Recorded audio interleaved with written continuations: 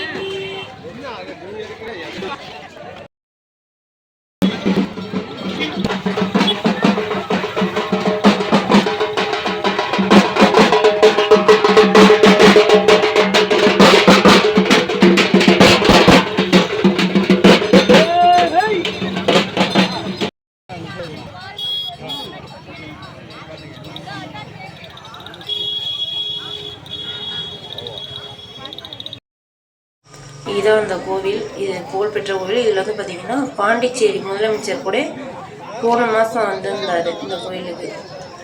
வெளியே பார்க்காத சின்னதாக இருக்குது. கோயில் ரொம்ப பெருசு. நான் தூரத்துலேருந்து வீடியோ எடுத்துட்டனால அப்படி தெரியுது.